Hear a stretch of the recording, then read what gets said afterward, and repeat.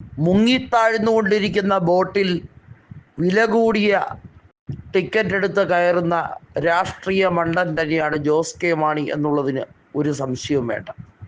BJP എല്ലാ നഗരസഭകളും കൈവിട്ട് ആകെ ചെകുത്താൻ്റെയും കടലിൻ്റെയും ഇടയ്ക്ക് എന്ന രീതിയിലേക്കാണ് വന്നിരിക്കുന്നത്. കേരളത്തിൽ ഇനി BJPക്ക് ഒരു തിരിച്ചുവരവില്ല.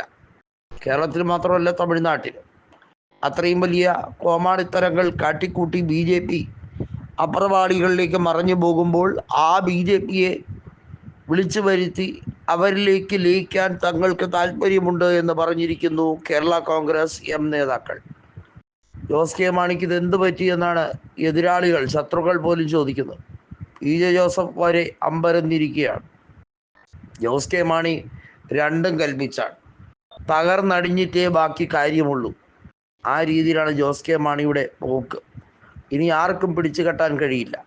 റോഷിക്കോ, N ജയരാജനോ, അതല്ലെങ്കിൽ ജോബ് മൈക്കിളിനോ, അതുമല്ലെങ്കിൽ പൂഞ്ഞാറ്റിലെ MLA ആയ സെബാസ്റ്റ്യൻ കുളത്തുങ്കലിനോ ഒന്നും പറ്റില്ല. LDFിലേക്ക് പോകുന്നവർ പോകട്ടെ, താൻ ഏതായാലും മോദിയോടൊപ്പം ചേരുന്നു എന്ന രീതിയിലേക്ക് കാര്യങ്ങൾ കൊണ്ടുപോകാനാണ് ജോസ് കെ മാണിയുടെ നീക്കം. അനിൽ ആന്റണി ഉൾപ്പെടെയുള്ളവർ അതിനുവേണ്ടി മധ്യസ്ഥത വഹിക്കും എന്ന് ഏറെക്കുറെ ഉറപ്പിച്ചു കഴിഞ്ഞിരിക്കുകയാണ്. നിലവിൽ സഖ്യകക്ഷിയായിട്ടുള്ള, അതായത് NDAയിലെ സഖ്യകക്ഷിയായിട്ടുള്ള BDJS മുന്നണി വിട്ട് പോകുന്നു എന്ന് വ്യക്തമാക്കിക്കൊണ്ട് അതിനുവേണ്ടിയുള്ള തുടക്കം എന്ന രീതിയിൽ തന്നെ തുഷാർ വെള്ളാപ്പള്ളിയുടെ പ്രസ്താവന ഉണ്ടായിരുന്നു.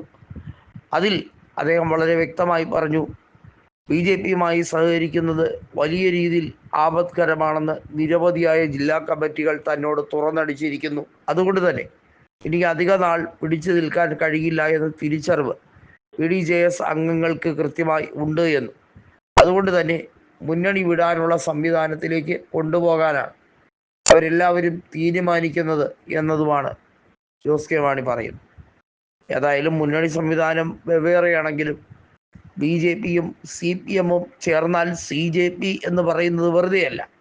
കാരണം രണ്ടുപേരുടെയും രാഷ്ട്രീയ രീതികൾ ഒന്നു തന്നെയാണ്. രാഹുൽ മാങ്കൂട്ടം പറഞ്ഞതുപോലെ പാലക്കാട് നീല ട്രോളി ബാഗ് വിവാദം വന്നപ്പോൾ MB രാജേഷാണോ VV രാജേഷാണോ സംസാരിക്കുന്നതെന്ന് പോലും ജനങ്ങൾ അഭിപ്രായം പറയുന്നതിൻ്റെ ഇടയിൽ തിരിച്ചറിയാൻ കഴിയാത്ത സാഹചര്യം പല വേള ഉണ്ടായിട്ടുള്ളതാണ്.